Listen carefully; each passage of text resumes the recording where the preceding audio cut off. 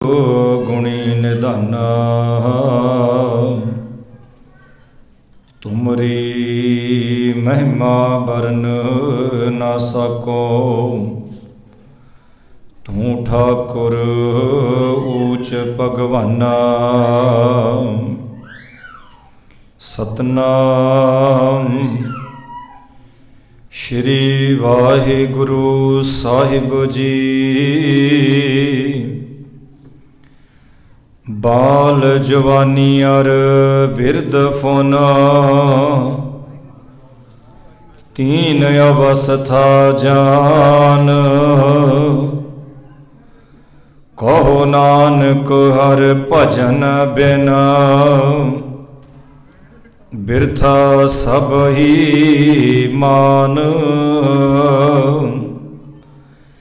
करनो हो तो सोना कियो परयो लोभ कै फंद। नानक समयो रम गयो अब क्यों रोवत अंध। मन माया में रम रहियो निकसत नाहिन मीत। नानक मूरत चित्र ज्यो छाड़त नाहिन पीत। वाहिगुरु जी का खालसा वाहिगुरु जी की फतेह। गुरु गरीब निवाज धन धन साहिब श्री गुरु ग्रंथ ਸਾਹਿਬ महाराज सच्चे पातशाह जी की पावन गुरगोद विच सज बैठी सन्मानयोग साध संगत कल दे दीवाना विच जो कि आपां धन श्री गुरु तेग बहादुर महाराज सच्चे पातशाह जी का 400 साला प्रकाश पुरब मना रहे हाँ। उन्हां दे प्रकाश पुरब नूं मनाउण तो भाव ये है कि जो गुरु साहिब जी ने पावन बाणी उचारण की है उस बाणी नूं पढ़ना ते उस बाणी नूं अपने जीवन विच लागू करना ते उस पावन गुरबाणी का उपदेश ते सिद्धांत की है। बस उसे नूं अपनाउणा सुनना ते समझना यही गुरु साहिब जी के प्रकाश पुरब मनाने हैं। सो कल दे जिहड़े पावन शब्द सन गुरु तेग बहादुर महाराज सच्चे पातशाह जी दे जो 57 सलोक ने जिन्हों आपां कहने भोग दे सलोक। सो आओ उस बाणी नूं आपां तकरीबन श्रवण करते आ रहे हाँ। ते गुरु साहब जी कृपा करते ने जतन बहुत मैं कर रहे हो मिट्यो न मन को मान। गुरु साहब जी कहते बहुत जतन किते।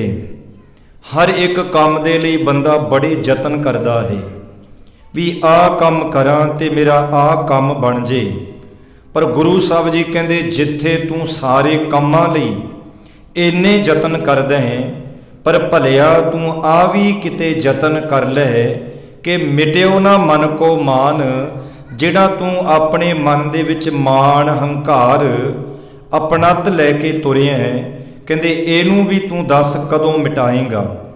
जतन बहुत मैं कर रहे हो क्योंकि अज आपां केवल 15-20 मिनट अपने कोल ने केवल गुरबाणी दी विचार करांगे। कल दे दीवाना दे विच जो गुरु तेग बहादुर साहिब महाराज जी का इतिहास है उहनूं आपां श्रवण करांगे। तो सतगुरु जी कहते जतन बहुत मैं कर रहे हो। दोवें इहदे अर्थ बनते ने भी एक तो मैनू मेटण दे वास्ते मैं बहुत जतन करता रहा पर जिहड़ा मन का मान सी वो मैं खत्म नहीं होई। ते दूसरे अर्थ बनते ने जतन बहुत मैं कर रहे हो भाव मैं बहुत जतन कर रहा किस गल का कि मेरे मन का जिहड़ा मान मिट जे। पावन बचन आपां पढ़ते हाँ धन गुरु अंगद देव महाराज सच्चे पातशाह जी का आप गवाए सेवा करे तां किछ पाए मान।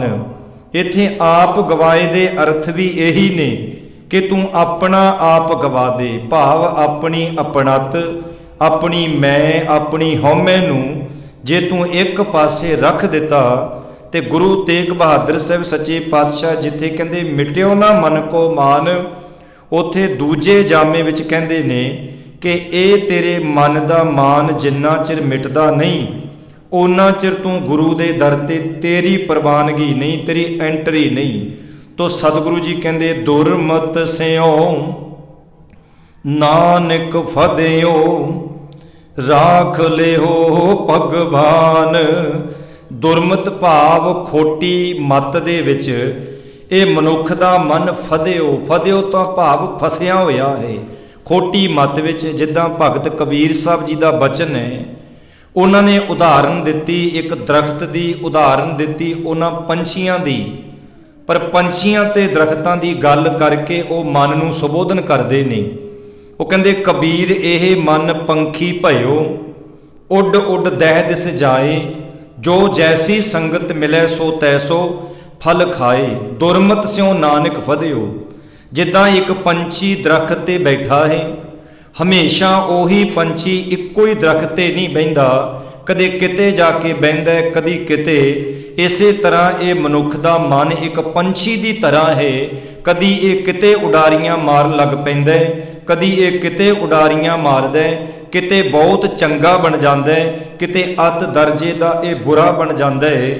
ਤੇ ਸਤਿਗੁਰੂ ਜੀ ਕਹਿੰਦੇ ਕਬੀਰ ਇਹ ਮਨ ਪੰਖੀ ਭਇਓ, ਉੱਡ ਉੱਡ ਦਹਿ ਦਿਸ ਜਾਏ, ਜੋ ਜੈਸੀ ਸੰਗਤ ਮਿਲੇ ਸੋ ਤੈਸੋ ਫਲ ਖਾਏ। ਜਿੱਦਾਂ ਮਾਂ ਪਿਓ ਦੀ ਇੱਛਾ ਹੁੰਦੀ ਹੈ ਕਿ ਮੇਰਾ ਧੀ ਪੁੱਤਰ ਬੱਚੇ ਉਹਨਾਂ ਨੂੰ ਚੰਗੀ ਤੇ ਸੋਹਣੀ ਸੰਗਤ ਮਿਲੇ, ਜੈਸੀ ਸੰਗਤ ਵੈਸੀ ਰੰਗਤ, ਉਹਨਾਂ ਨੂੰ ਉਹੋ ਜਿਹਾ ਰੰਗ ਚੜ੍ਹਨਾ।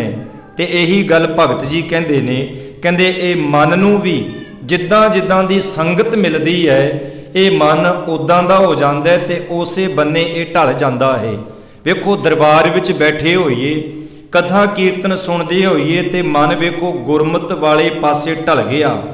ਇੱਥੋਂ ਤੁਸੀਂ ਬਾਹਰ ਜਾਓ, ਕਿਤੇ ਗਾਉਣ ਵਜਾਉਣ ਹੈ, ਕਿਤੇ ਟੀਵੀ ਸਕਰੀਨ ਚੱਲ ਰਹੇ ਨੇ, ਉਥੇ ਇੰਜ ਕਹਿ ਲੋ ਰੰਗ ਨਾਚ ਹੋ ਰਹੇ ਨੇ, ਤੇ ਮਨ ਫਿਰ ਐਦਾਂ ਦਾ ਨਹੀਂ ਰਹੇਗਾ ਜਿੱਦਾਂ ਆਪਾਂ ਇੱਥੇ ਬੈਠੇ ਆ। ਜੋ ਕੁਝ ਵੇਖੇਗਾ ਮਨ ਫਿਰ ਉਸ ਬੰਨੇ ਉਧਰ ਢਲ ਜਾਣਾ ਹੈ।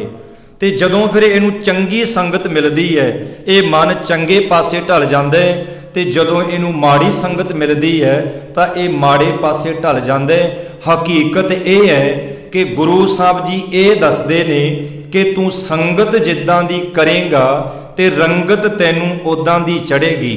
ਜਿੱਦਾਂ ਇੱਕ ਮਾਂ ਹੈ, ਉਹਦੀ ਹਮੇਸ਼ਾ ਇੱਛਾ ਇਹ ਹੁੰਦੀ ਹੈ ਕਿ ਜਿਸ ਬੱਚੇ ਨੂੰ ਮੈਂ ਜਨਮ ਦਿੱਤਾ ਹੈ ਉਹਦੀ ਚੰਗੀ ਖੁਰਾਕ ਹੋਵੇ, ਭਾਵੇਂ ਆਪ ਉਹ ਚੰਗੀ ਨਾ ਖਾਵੇ, ਉਹਨੂੰ ਚੰਗੀ ਨਾ ਮਿਲੇ, ਉਹਦੀ ਇੱਛਾ ਹੋਏਗੀ ਚੰਗੀ ਖੁਰਾਕ ਹੋਵੇ, ਚੰਗੀ ਇਹਦੀ ਪੁਸ਼ਾਕ ਹੋਵੇ ਤੇ ਚੰਗੀ ਇਹਨੂੰ ਸੰਗਤ ਮਿਲੇ। ਇਹ ਆਪਾਂ ਬਾਣੀ ਵਿੱਚੋਂ ਸਮਝਾਂਗੇ। ਪੂਤਾ ਮਾਤਾ ਕੀ ਆਸੀਸ, ਨਿਮਖ ਨਾ ਬਿਸਰੋ ਤੁਮਕੋ ਹਰ ਹਰ, ਸਦਾ ਭਜੋ ਜਗਦੀਸ਼। ਇਹ ਮਾਤਾ ਗੰਗਾ ਜੀ ਦੇ ਬੋਲ ਨੇ, ਪਰ ਗੁਰੂ ਅਰਜਨ ਦੇਵ ਮਹਾਰਾਜ ਸੱਚੇ ਪਾਤਸ਼ਾਹ ਨੇ ਆਪਣੀ ਮਾਤਾ ਦੀਆਂ ਉਹ ਅਸੀਸਾਂ ਨੂੰ ਜਿਹੜੀਆਂ ਬਚਪਨ ਦੇ ਵਿੱਚ ਕਦੀ ਮਾਂ ਨੇ ਦਿੱਤੀਆਂ ਸਨ, ਤੇ ਉਹਨੂੰ ਸ਼ਬਦਾਂ ਦੇ ਵਿੱਚ ਗੁਰੂ ਸਾਹਿਬ ਜੀ ਨੇ ਪਰੋ ਕੇ ਸਾਡੇ ਤੱਕ ਇੱਕ ਮੈਸੇਜ, ਇੱਕ ਸੰਦੇਸ਼ ਦਿੱਤਾ। ਤੋ ਸਤਿਗੁਰੂ ਜੀ ਕਹਿੰਦੇ ਦੁਰਮਤ ਸਿਉ, ਸਿਉ ਦੇ ਅਰਥ ਹੁੰਦੇ ਨੇ ਨਾਲ। ਇਹ ਜਿਹੜਾ ਮਨ ਹੈ ਨਾ, ਇਹ ਮਾੜੀ ਸੰਗਤ ਦੇ ਵਿੱਚ ਜਾਂ ਇੰਜ ਕਹਿ ਲੋ ਖੋਟੀ ਮਤ ਬਹੁਤ ਜ਼ਿਆਦਾ ਛੇਤੀ ਧਾਰਨ ਕਰਦਾ ਹੈ। ਦੁਰਮਤ ਸਿਉ ਵੇਖੋ, ਪਾਠ ਕਰਨ ਲੱਗ ਜਾਓ, ਗੁਟਕਾ ਅਜੇ ਹੱਥ ਵਿੱਚ ਹੁੰਦਾ ਤੇ ਉਬਾਸੀਆਂ ਪਹਿਲਾਂ ਹੀ ਸ਼ੁਰੂ ਹੋ ਜਾਂਦੀਆਂ ਨੇ। ਤੁਸੀਂ ਦਰਬਾਰ ਵਿੱਚ ਆ ਕੇ ਬੈਠੋ, ਅਜੇ ਬੰਦਾ ਥੋੜਾ ਟਾਈਮ ਹੀ ਬਹਿੰਦਾ ਹੈ। ਵੇਖੋ ਕਿਤੇ ਮੂਵੀ ਦੇਖਣ ਜਾਣਾ ਹੋਵੇ ਨਾ, ਤੇ ਕਦੀ ਨਹੀਂ ਬੰਦਾ ਕਹਿੰਦਾ ਕਿ ਇਹ ਖਤਮ ਕਦੋਂ ਹੋਣੀ ਹੈ, ਪਰ ਜਦੋਂ ਕਿਤੇ ਕਥਾ ਕੀਰਤਨ ਗੁਰੂ ਦੀ ਗੱਲ ਹੋਣੀ ਹੋਵੇ ਤਾਂ ਲੋਕ ਨਾਲ ਦੀ ਨਾਲ ਇਹ ਪੁੱਛਦੇ ਨੇ ਜੀ ਸ਼ੁਰੂ ਹੋਣਾ ਕਥਾ ਕੀਰਤਨ ਤੇ ਸਮਾਪਤੀ ਕਿੰਨੀ ਵਜੇ ਹੋਵੇਗੀ। ਅਜੇ ਸ਼ੁਰੂ ਨਹੀਂ ਹੋਇਆ ਤੇ ਸਮਾਪਤੀ ਪਹਿਲਾਂ ਬੰਦਾ ਪੁੱਛਦਾ। ਕਿਉਂ? ਕਿਉਂਕਿ ਇੰਨਾ ਸਮਾਂ ਗੁਰੂ ਦੀ ਗੱਲ ਵੱਲ ਝੁਕਣਾ ਕੋਈ ਸੌਖਾ ਕੰਮ ਨਹੀਂ, ਬੜੀ ਮੁਸ਼ਕਲ ਬਾਤ ਹੈ। ਪਰ ਜਿਹੜੇ ਬਹਿ ਜਾਂਦੇ ਨੇ ਉਹ ਧਨ ਨੇ। ਇਹਦਾ ਕਾਰਨ ਇਹ ਹੈ ਕਿ ਜਿਹੜੀ ਸਾਡੀ ਮੱਤ ਹੈ ਨਾ, ਜਿਹੜਾ ਸਾਡਾ ਮਨ ਹੈ, ਉਹ ਹਮੇਸ਼ਾ ਨੀਵੇਂ ਵਾਲੇ ਪਾਸੇ ਜਾਂਦਾ ਹੈ। ਵੇਖੋ ਪਾਣੀ ਨੂੰ ਜੇ ਤੁਸੀਂ ਨਿਵਾਣ ਵੱਲ ਲੈ ਕੇ ਜਾਣਾ ਹੋਵੇ ਨਾ, ਤੁਹਾਨੂੰ ਕੁਛ ਵੀ ਪੱਧਰਾ ਕਰਨ ਦੀ ਲੋੜ ਨਹੀਂ, ਉਹ ਨੀਵਾਂ ਆਪਣੇ ਆਪ ਜਾਂਦਾ ਹੈ। ਪਰ ਜਦੋਂ ਕਿਸੇ ਪਾਣੀ ਨੂੰ ਉੱਪਰ ਚੜਾਉਣਾ ਹੋਵੇ ਤਾਂ ਉੱਥੇ ਪ੍ਰੈਸ਼ਰ ਦੀ ਜ਼ਰੂਰਤ ਪੈਂਦੀ ਹੈ। ਪਹਾੜ ਤੋਂ ਪਾਣੀ ਥੱਲੇ ਲਾਉਣਾ, ਕੁਛ ਨਹੀਂ ਕਰਨ ਦੀ ਲੋੜ, ਉਹਨੇ ਆਪਣੇ ਆਪ ਥੱਲੇ ਆ ਜਾਣਾ। ਇਸੇ ਤਰ੍ਹਾਂ ਗੁਰੂ ਦੇ ਸ਼ਬਦ ਦਾ ਪ੍ਰੈਸ਼ਰ ਜਦੋਂ ਪਏਗਾ ਤੇ ਇਹ ਸੁਰਤ ਨੇ ਤਾਂ ਹੀ ਉੱਚੀਆਂ ਹੋਣਾ, ਉਹਨਾਂ ਚਿਰ ਨਹੀਂ। ਸਤਿਗੁਰੂ ਜੀ ਕਹਿੰਦੇ ਦੁਰਮਤ ਸਿਉ ਨਾਨਕ ਫਦਿਓ ਰਾਖ ਲਿਓ ਭਗਵਾਨ। ਗੁਰੂ ਤੇਗ ਬਹਾਦਰ ਸਾਹਿਬ ਜਿਨ੍ਹਾਂ ਦਾ ਆਪਾਂ ਪ੍ਰਕਾਸ਼ ਪੁਰਬ ਮਨਾ ਰਹੇ ਹਾਂ, ਤਾਂ ਸਤਿਗੁਰੂ ਜੀ ਕਹਿੰਦੇ ਇਹ ਜਿਹੜਾ ਮੇਰਾ ਮਨ ਹੈ ਨਾ, ਇਹਨੇ ਖੋਟੀ ਮਤ ਧਾਰਨ ਕਰ ਲਈ ਹੈ, ਤੇ ਕਿਰਪਾ ਕਰੋ ਹੇ ਭਗਵਾਨ ਮੈਨੂੰ ਬਚਾ ਲਓ। ਭਾਵ ਚੰਗੀ ਸੰਗਤ, ਚੰਗੀ ਮੈਨੂੰ ਸ਼ਸ਼ੋਭਤ ਮਿਲੇ। ਤੇ ਅੱਗੇ ਗੱਲ ਮੇਰੇ ਗੁਰੂ ਸਾਹਿਬ ਜੀ ਨੇ ਕੀਤੀ ਹੈ ਜਵਾਨੀ ਦੀ, ਅੱਗੇ ਗੱਲ ਕੀਤੀ ਹੈ ਗੁਰੂ ਸਾਹਿਬ ਨੇ ਬੁਢੇਪੇ ਦੀ, ਅੱਗੇ ਗੱਲ ਕੀਤੀ ਹੈ ਗੁਰੂ ਸਾਹਿਬ ਜੀ ਨੇ ਇੰਜ ਕਹਿ ਲਓ ਬਚਪਨ ਦੀ। ਬੰਦੇ ਕੋਲ 3 ਉਮਰਾਂ ਨੇ, ਇੱਕ ਉਮਰ ਭਾਵ ਬਚਪਨ ਵਾਲੀ, ਜਵਾਨੀ ਵਾਲੀ ਤੇ ਬੁਢੇਪੇ ਵਾਲੀ। ਬਚਪਨ ਤੋਂ ਬਾਅਦ ਜਵਾਨੀ। ਵੇਖੋ ਇੱਕ ਬੱਚੇ ਨੂੰ ਕੀ ਪਤਾ ਕਿ ਜਵਾਨੀ ਕੀ ਹੁੰਦੀ ਹੈ, ਜਵਾਨੀ ਦਾ ਜੋਸ਼ ਕੀ ਹੈ, ਜਵਾਨੀ ਦਾ ਰਹੱਸ ਕੀ ਹੈ, ਬੱਚੇ ਨੂੰ ਕੁਝ ਵੀ ਨਹੀਂ ਪਤਾ। ਜਵਾਨ ਹੋ ਕੇ ਪਤਾ ਚੱਲਦਾ ਕਿ ਜਵਾਨੀ ਕੀ ਹੈ। ਤੇ ਇੰਜ ਕਹਿ ਲਓ ਇੱਕ ਜਵਾਨ ਨੂੰ ਕੀ ਪਤਾ ਕਿ ਬੁਢੇਪੇ ਦੀਆਂ ਕਮਜ਼ੋਰੀਆਂ ਕੀ ਨੇ, ਬੁਢੇਪਾ ਕਹਿੰਦੇ ਕਿਹਨੂੰ ਨੇ। ਇਹ ਤੇ ਬੁੱਢਿਆਂ ਹੋ ਕੇ ਪਤਾ ਚੱਲਦਾ ਕਿ ਬੁਢੇਪੇ ਦੀਆਂ ਕਮਜ਼ੋਰੀਆਂ ਕੀ ਹੁੰਦੀਆਂ ਨੇ। ਗੁਰੂ ਸਾਹਿਬ ਜੀ ਕਹਿੰਦੇ ਇੱਕ ਬੁੱਢੇ ਬਜ਼ੁਰਗ ਬਾਪੂ ਨੂੰ ਕੀ ਪਤਾ ਹੈ ਮੌਤ ਕੀ ਹੁੰਦੀ ਹੈ। ਭਾਵੇਂ ਉਹ ਜਿੰਨੇ ਵਾਰੀ ਮਰਜ਼ੀ ਲੋਕਾਂ ਨੂੰ ਜਾਂ ਰਿਸ਼ਤੇਦਾਰਾਂ ਨੂੰ ਕਿਸੇ ਦੀ ਡੈਥ ਮੌਤ ਹੋ ਗਈ, ਆਪਣੇ ਮੋਢਿਆਂ ਤੇ ਕੰਧਿਆਂ ਤੇ ਚੁੱਕ ਕੇ ਲੈ ਕੇ ਗਿਆ ਹੋਵੇ, ਉਹਨੂੰ ਮੌਤ ਦਾ ਨਹੀਂ ਪਤਾ ਮੌਤ ਕੀ ਹੁੰਦੀ ਹੈ। ਮੌਤ ਦਾ ਉਸੇ ਦਿਨ ਪਤਾ ਚੱਲਦਾ ਹੈ ਜਦੋਂ ਮੌਤ ਦਾ ਬੰਦਾ ਸਾਹਮਣਾ ਕਰਦਾ ਹੈ। ਤੋ ਸਤਿਗੁਰੂ ਜੀ ਕਹਿੰਦੇ ਬਾਲ ਜਵਾਨੀ ਅਰ ਬਿਰਧ ਫੁਨ ਤੀਨ ਅਵਸਥਾ ਜਾਨ। ਇਹ 3 ਅਵਸਥਾਵਾਂ ਨੇ। ਅਵਸਥਾਵਾਂ ਕਹਿ ਲਓ ਜਾਂ ਮੌਕੇ ਕਹਿ ਲਓ। ਪਰਮਾਤਮਾ ਨੇ ਸਾਨੂੰ 3 ਮੌਕੇ ਦਿੱਤੇ ਨੇ। ਵੇਖੋ ਕੋਈ ਬੰਦਾ ਸਾਨੂੰ ਸੁਧਰਨ ਵਾਸਤੇ ਘਰ ਦੇ ਵਿੱਚ ਆਪਾਂ ਰਹਿੰਦੇ ਹਾਂ, ਮੌਕੇ ਦਿੱਤੇ ਜਾਂਦੇ ਨੇ ਵੀ ਇੱਕ ਮੌਕਾ ਦੇਤਾ, ਦੂਜਾ ਦੇ ਦਿੱਤਾ, ਤੀਜਾ ਦੇ ਦਿੱਤਾ, ਫਿਰ ਕਹਿੰਦੇ ਐਦੋਂ ਬਾਅਦ ਨਹੀਂ, ਵੀ ਹੁਣ ਨਹੀਂ ਇਕੱਠਿਆਂ ਰਹਿ ਸਕਦੇ। ਪਰ ਗੁਰੂ ਸਾਹਿਬ ਜੀ ਕਹਿੰਦੇ ਵੀ ਤੈਨੂੰ 3 ਮੌਕੇ ਦਿੱਤੇ ਨੇ। ਪਹਿਲਾ ਮੌਕਾ ਹੈ ਬਚਪਨ ਦਾ। ਚਲੋ ਬਚਪਨ ਤਾਂ ਕਹਿ ਦੇਵਾਂਗੇ ਵੀ ਅਣਜਾਣ ਸੀ, ਮਾਸੂਮ ਸਾਂ, ਪਤਾ ਨਹੀਂ ਚੱਲਿਆ। ਸਤਿਗੁਰੂ ਜੀ ਕਹਿੰਦੇ ਫਿਰ ਮੌਕਾ ਤੈਨੂੰ ਦਿੱਤਾ ਜਵਾਨੀ ਦਾ। ਜਵਾਨੀ ਵੀ ਹੰਕਾਰ ਤੇ ਜੋਸ਼ ਵਿੱਚ ਲੰਘ ਗਈ। ਸਤਿਗੁਰੂ ਕਹਿੰਦੇ ਇਹ ਵੀ ਤੂੰ ਬਹਾਨਾ ਲਾ ਸਕਦਾ ਹੈ। ਪਾਤਸ਼ਾਹ ਕਹਿੰਦੇ ਹੁਣ ਤੈਨੂੰ ਮੌਕਾ ਦਿੱਤਾ ਹੈ ਬੁਢੇਪੇ ਦਾ, ਹੁਣ ਤੇਰੇ ਕੋਲ ਕੋਈ ਬਹਾਨਾ ਨਹੀਂ। ਬਾਲ ਜਵਾਨੀ ਅਰ ਬਿਰਧ ਫੁਨ ਤੀਨ ਅਵਸਥਾ ਜਾਨ। ਹੈ ਭਾਈ ਇਹ ਬਾਲ ਅਵਸਥਾ, ਜਵਾਨੀ, ਇਹ ਤੈਨੂੰ 3 ਉਮਰਾਂ ਦੇ ਦਿੱਤੀਆਂ। ਤੇ ਇਹ 3 ਉਮਰਾਂ ਦੇ ਵਿੱਚ ਵੀ ਜੇ ਤੂੰ ਮਾਲਕ ਨੂੰ ਨਹੀਂ ਨਾ ਸਮਝਿਆ, ਜੇ ਅਜੇ ਤੱਕ ਵੀ ਤੈਨੂੰ ਕੋਈ ਸ਼ੱਕ ਹੈ ਕਿ ਵੀ ਮੈਂ ਪਰਮਾਤਮਾ ਨੂੰ ਯਾਦ ਅਜੇ ਨਹੀਂ ਕਰਨਾ, ਫਿਰ ਕਰ ਲਵਾਂਗਾ, ਇਹ ਕੋਈ ਜ਼ਰੂਰੀ ਨਹੀਂ ਵੀ ਹੁਣ ਮਨੁੱਖਾ ਜਨਮ ਮਿਲਿਆ ਤੇ ਤੈਨੂੰ ਦੁਬਾਰੇ ਫਿਰ ਮਨੁੱਖਾ ਜਨਮ ਹੀ ਮਿਲੇਗਾ। ਪਾਤਸ਼ਾਹ ਕਹਿੰਦੇ ਬਾਲ ਜਵਾਨੀ ਅਰ ਬਿਰਧ ਫੁਨ। ਜਦੋਂ ਇਸ ਬਾਣੀ ਦੀ ਤੁਸੀਂ ਵਿਆਖਿਆ ਪੜ੍ਹ ਲਓਗੇ ਜਾਂ ਇਸ ਬਾਣੀ ਦੀ ਵਿਆਖਿਆ ਸੁਣ ਲਓਗੇ, ਤੇ ਜਦੋਂ ਕੋਈ ਭਾਈ ਸਾਹਿਬ ਇਸ ਬਾਣੀ ਨੂੰ ਸਹਿਜ ਪਾਠ ਜਾਂ ਅਖੰਡ ਪਾਠ ਸਾਹਿਬ ਦੇ ਸਮੇਂ ਪੜ੍ਹੇਗਾ ਨਾ, ਫਿਰ ਇਹਨੂੰ ਸੁਣਨ ਦਾ ਆਨੰਦ ਹੀ ਵੱਖਰਾ ਹੋਏਗਾ। ਸਤਿਗੁਰੂ ਕਹਿੰਦੇ ਬਾਲ ਜਵਾਨੀ ਅਰ ਬਿਰਧ ਫੁਨ ਤੀਨ ਅਵਸਥਾ ਜਾਨ। ਕਹਿੰਦੇ ਸਮਝ ਲੈ ਇਹ 3 ਮੌਕੇ ਨੇ। ਕਹੋ ਨਾਨਕ ਹਰ ਭਜਨ ਬਿਨ ਬਿਰਥਾ ਸਭ ਹੀ ਮਾਨ। ਭਾਵੇਂ ਤੈਨੂੰ 3 ਉਮਰਾਂ ਦਿੱਤੀਆਂ, ਪਰ ਜੇ 3 ਉਮਰਾਂ ਦੇ ਵਿੱਚ ਜੇ ਤੂੰ ਕੋਈ ਚੰਗਾ ਸ਼ੁਭ ਕਰਮ ਨਹੀਂ ਨਾ ਕੀਤਾ, ਤੇ ਸਤਿਗੁਰੂ ਜੀ ਕਹਿੰਦੇ ਇਹ 3 ਉਮਰਾਂ ਹੀ ਤੇਰੀਆਂ ਅਜਾਈ, ਤੇਰੀਆਂ ਬਿਰਥਾ ਚਲੀਆਂ ਗਈਆਂ। ਕਿਉਂ? ਇਸ ਕਰਕੇ ਇਹ 3 ਉਮਰਾਂ ਅਜਾਈ ਗਈਆਂ ਕਿਉਂਕਿ ਤੂੰ ਆਪਣੀ ਜਵਾਨੀ ਦਾ ਬੜਾ ਮਾਣ ਕੀਤਾ।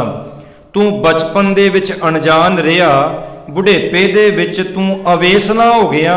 ਕਹਿੰਦੇ 3 ਉਮਰਾਂ ਗਵਾ ਲੀਆਂ। ਤੇ ਅੱਗੇ ਹੋਰ ਜ਼ਿਕਰ ਕਰਦੇ ਨੇ करनो हो तो सो ना कियो, परयो लोभ कै फंद, नानक समयो रम गयो, अब क्यों रोवत अंध।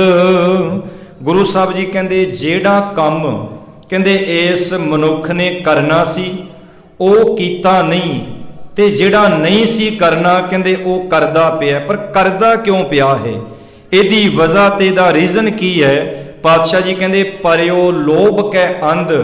ਹੇ ਮਨੁੱਖ, ਜੋ ਕੁਝ ਵੀ ਤੂੰ ਕਰਦਾ ਤੂੰ ਮੋਹ ਦੇ ਵਿੱਚ, ਤੂੰ ਅਗਿਆਨਤਾ ਦੇ ਵਿੱਚ ਇੰਨਾ ਕੁ ਫਸ ਗਿਆ ਕਿ ਤੂੰ ਜਿਹੜੇ ਕੰਮ ਕਰਨ ਵਾਲੇ ਸੀ ਉਹ ਕੀਤੇ ਨਹੀਂ, ਪਰ ਜਿਹੜੇ ਨਹੀਂ ਸੀ ਕਰਨੇ ਉਹ ਤੂੰ ਧੱਕੇ ਨਾਲ ਕਰਦਾ ਰਿਹਾ।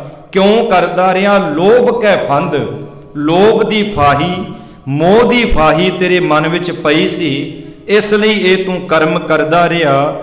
ਨਾਨਕ ਸਮਿਓ ਰਮ ਗਇਓ, ਅਬ ਕਿਉਂ ਰੋਵਤ ਅੰਧ। ਗੁਰੂ ਸਾਹਿਬ ਜੀ ਕਹਿੰਦੇ ਨਾਨਕ ਸਮਿਓ ਭਾਵ ਹੁਣ ਸਮਾਂ ਗੁਜ਼ਰ ਗਿਆ, ਹੁਣ ਤੇਰੇ ਕੋਲ ਕੋਈ ਵੀ ਮੌਕਾ ਨਹੀਂ। ਬਚਪਨ ਦਾ ਵੀ ਚਲਿਆ ਗਿਆ, ਜਵਾਨੀ ਦਾ ਵੀ ਬਤੀਤ ਹੋ ਗਿਆ, ਹੁਣ ਆ ਗਿਆ ਬੁਢੇਪਾ, ਤੇ ਹੁਣ ਤੂੰ ਕੀ ਕਰੇਂਗਾ? ਪਾਤਸ਼ਾਹ ਕਹਿੰਦੇ ਹੁਣ ਕੇਵਲ ਤੇ ਕੇਵਲ ਤੇਰੇ ਪੱਲੇ ਜ਼ਿੰਦਗੀ ਗੁਜ਼ਰ ਗਈ, ਤੇਰੇ ਪੱਲੇ ਰੋਣਾ ਹੈ, ਤੇ ਰੋਣ ਦੇ ਨਾਲ ਫਿਰ ਦੁਬਾਰੇ ਮੁੜ ਕੇ ਜਵਾਨੀ ਨਹੀਂ ਆਉਂਦੀ। ਨਾਨਕ ਸਮਿਓ ਰਮ ਗਇਓ, ਅਬ ਕਿਉਂ ਰੋਵਤ ਅੰਧ। ਐ ਮਾਇਆ ਦੇ ਵਿੱਚ, ਪਦਾਰਥਾਂ ਦੇ ਵਿੱਚ, ਐਸ਼ੋ ਆਰਾਮ ਦੇ ਵਿੱਚ ਅੰਨੇ ਹੋਏ ਬੰਦਿਆ, ਕਹਿੰਦੇ ਹੁਣ ਰੋਣ ਦਾ ਫਾਇਦਾ ਕੋਈ ਨਹੀਂ। ਮਨ ਮਾਇਆ ਮੈਂ ਰਮ ਰਹਿਓ, ਨਿਕਸਤ ਨਾਹਿ ਨਮੀਤ, ਨਾਨਕ ਮੂਰਤ ਚਿਤਰ ਜਿਉ, ਛਾੜਤ ਨਾਹਿਨ ਭੀਤ। ਸਤਿਗੁਰੂ ਜੀ ਮਿਹਰ ਕਰਨ, ਕਿਰਪਾ ਕਰਨ। ਇੰਨੀ ਕੁ ਹਾਜ਼ਰੀ ਆਪ ਸੰਗਤ ਨੇ ਪ੍ਰਵਾਨ ਕਰਨੀ। ਬਾਕੀ ਜਿਹੜੀ ਰਹਿੰਦੀ ਵਿਚਾਰ ਹੈ ਕੱਲ੍ਹ ਦੇ ਦੀਵਾਨਾਂ ਵਿੱਚ ਇੱਥੋਂ ਹੀ ਆਪਾਂ ਆਰੰਭ ਕਰਾਂਗੇ। ਅਸੀਂ ਵੀ ਸਵੇਰ ਦੇ ਅੱਜ ਕਥਾ ਹੀ ਕਰੀ ਜਾਂਦੇ ਹਾਂ। ਮੈਂ ਵੀ ਬੜਾ ਥੱਕਿਆ, ਇਸ ਵਾਸਤੇ ਮੈਂ ਤੁਹਾਡੇ ਤੋਂ ਖਿਮਾ ਮੰਗਦਾ। ਤੇ ਸੰਗਤ ਵੀ ਬੜੇ ਸਮੇਂ ਤੋਂ ਗੁਰੂ ਕੇ ਦਰਬਾਰ ਵਿੱਚ ਬੈਠੀ ਹੈ, ਲਗਭਗ 3:30 4 ਵਜੇ ਤੋਂ ਲੈ ਕੇ। ਅਸੀਂ ਤਾਂ ਫਿਰ ਵੀ ਵਿੱਚ ਦੀ ਲੰਗਰ 'ਚ ਗੇੜਾ ਮਾਰ ਆਉਂਦੇ ਹਾਂ, ਪਰ ਤੁਸੀਂ ਤੇ ਲਗਭਗ ਉਦੋਂ ਦੇ ਸਾਰੀ ਸੰਗਤ ਬੈਠੀ ਹੋਈ ਹੈ, ਫਿਰ ਵੀ ਤੁਸੀਂ ਧੰਨਤਾ ਦੇ ਯੋਗ ਹੋ। ਇੰਨੇ ਕੰਮ ਧੰਦੇ ਕਰਨ ਦੇ ਬਾਵਜੂਦ ਵੀ, ਨਹੀਂ ਤੇ ਬੰਦਾ ਕਹਿੰਦਾ ਹੈ ਵੀ ਅੱਜ ਦਿਨ ਛੁੱਟੀ ਦਾ, ਘਰੇ ਰਹੋ, ਇੱਧਰ ਉੱਧਰ ਘੁੰਮੋ, ਕਿਹਦਾ ਦਿਲ ਨਹੀਂ ਕਰਦਾ। ਪਰ ਫਿਰ ਵੀ ਮੈਂ ਕਹਿੰਦਾ ਤੁਹਾਨੂੰ ਅਸੀਂ ਨਹੀਂ ਲੈ ਕੇ ਆਏ, ਕੋਈ ਪ੍ਰਚਾਰਕ ਨਹੀਂ, ਇਹ ਗੁਰੂ ਤੁਹਾਨੂੰ ਇੱਥੇ ਲੈ ਕੇ ਆਇਆ। ਆਪ ਜੀ ਵਡਭਾਗੀ ਹੋ, ਧੰਨਤਾ ਦੇ ਯੋਗ ਹੋ। ਧੰਨ ਸ਼੍ਰੀ ਗੁਰੂ ਤੇਗ ਬਹਾਦਰ ਮਹਾਰਾਜ ਸੱਚੇ ਪਾਤਸ਼ਾਹ ਜੀ ਦੇ ਪਾਵਨ 400 ਸਾਲੇ ਪ੍ਰਕਾਸ਼ ਪੁਰਬ ਦੀਆਂ ਆਪ ਸੰਗਤਾਂ ਨੂੰ ਬਹੁਤ ਬਹੁਤ ਵਧਾਈਆਂ ਹੋਵਣ। ਜਿਸ ਤਰ੍ਹਾਂ ਵੀਰ ਅਮਰਜੀਤ ਸਿੰਘ ਨੇ ਤੁਹਾਨੂੰ ਬੇਨਤੀ ਕੀਤੀ ਹੈ ਕਿ ਆਪ ਜੀ ਨੇ ਜੇ ਇਹ ਬਾਰਿਸ਼ ਨਾ ਹੋਈ, ਬਾਕੀ ਤੇ ਜੋ ਮਾਲਕ ਨੂੰ ਭਾਉਂਦਾ ਉਹੀ ਹੋਣਾ ਹੈ। ਆਪਾਂ ਨਹੀਂ ਅਰਦਾਸ ਕਰਨੀ ਵੀ ਬਾਰਿਸ਼ ਨਾ ਹੋਵੇ ਜਾਂ ਹੋਵੇ, ਕਿਉਂਕਿ ਅਸੀਂ ਕੁਦਰਤ ਦੇ ਵਿੱਚ ਦਖਲ ਅੰਦਾਜ਼ੀ ਨਹੀਂ ਕਰਨੀ, ਕਿਉਂਕਿ ਪਤਾ ਨਹੀਂ ਕਿਹਨੂੰ ਕਿਹਨੂੰ ਇਸ ਬਾਰਿਸ਼ ਦੀ, ਮੀਂਹ ਦੀ ਜ਼ਰੂਰਤ ਹੈ। ਕੋਈ ਫਸਲ ਹੈ, ਕੋਈ ਖੇਤੀਬਾੜੀ ਹੈ, ਕੋਈ ਪਸ਼ੂ ਪਕਸ਼ੀ ਜਾਨਵਰ ਨੇ ਜਿਹੜੇ ਪਿਆਸੇ ਨੇ, ਹੋ ਸਕਦਾ ਹੈ ਰੱਬ ਉਹਨਾਂ ਲਈ ਬਾਰਿਸ਼ ਕਰਦਾ ਹੋਵੇ। ਜੋ ਮਾਲਕ ਨੂੰ ਚੰਗਾ ਲੱਗੇਗਾ ਉਹ ਠੀਕ ਹੈ। ਜੇ ਬਾਰਿਸ਼ ਨਾ ਪਈ, ਫਿਰ ਜੋ ਨਗਰ ਕੀਰਤਨ ਆਪਾਂ ਆਲੇ ਦੁਆਲੇ ਇਸ 4 ਦੀਵਾਰੀ ਦੇ ਵਿੱਚ 5 ਪਰਿਕਰਮਾ ਬਾਰੇ ਜੋ ਆਪ ਜੀ ਨੂੰ ਪ੍ਰਬੰਧਕ ਜਨਾਂ ਨੇ ਦੱਸਿਆ ਹੈ, ਗੁਰੂ ਸਾਹਿਬ ਜੀ ਦੇ ਸੋਹਲੇ ਗਾਵਾਂਗੇ।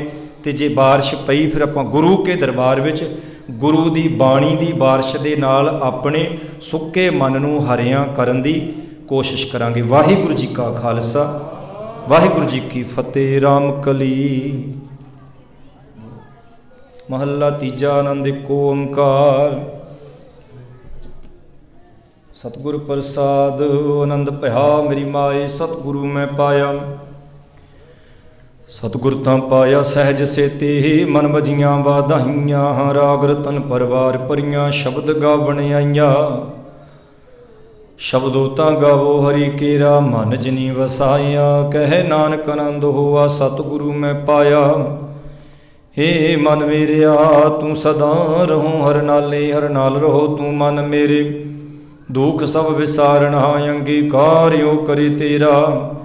ਕਾਰਜ ਸਭ ਸਵਾਰਣਾ, ਸਭਨਾ ਗੱਲਾਂ ਸਮਰੱਥ ਸੁਆਮੀ। ਸੋ ਕਿਉ ਮਨੋਂ ਵਿਸਾਰੇ, ਕਹੇ ਨਾਨਕ ਮਨ ਮੇਰੇ ਸਦਾ ਰਹੂੰ ਹਰ ਨਾਲੇ। ਸਾਚੇ ਸਾਹਿਬਾ ਕਿਆ ਨਾਹੀ ਘਰ ਤੇਰੇ, ਘਰ ਤਾਂ ਤੇਰੇ ਸਭ ਕੁਛ ਹੈ। ਜਿਸ ਦੇਹ ਸੋ ਪਾਵੇ ਸਦਾ ਸਿਫਤ ਸਲਾਹ ਤੇਰੀ। ਨਾਮ ਮਨ ਵਸਾਵੇ, ਨਾਮ ਜਿਨ ਕੈ ਮਨ ਵਸਿਆ। ਬਾਜੇ ਸ਼ਬਦ ਕਨੇਰੇ, ਕਹੇ ਨਾਨਕ ਸੱਚੇ ਸਾਹਿਬ ਕਿਆ ਨਾਹੀ ਘਰ ਤੇਰੇ। ਸਾਚਾ ਨਾਮ ਮੇਰਾ ਆਧਾਰੋਂ, ਸਾਚ ਨਾਮ ਆਧਾਰ ਮੇਰਾ। ਜਿਨ ਭੁੱਖਾਂ ਸਭ ਗਵਾਈਆਂ, ਕਰ ਸ਼ਾਂਤ ਸੁਖ ਮਨ ਆਏ ਵਸਿਆ। ਜਿਨ ਇੱਛਾ ਸਭ ਪੁਜਾਈਆਂ, ਸਦਾ ਕੁਰਬਾਨ ਕੀਤਾ ਗੁਰੂ ਵਿਟੋਂ। ਜਿਸ ਦੀਆਂ ਇਹ ਵਡਿਆਈਆਂ, ਕਹੇ ਨਾਨਕ ਸੁਣੋ ਸੰਤੋ।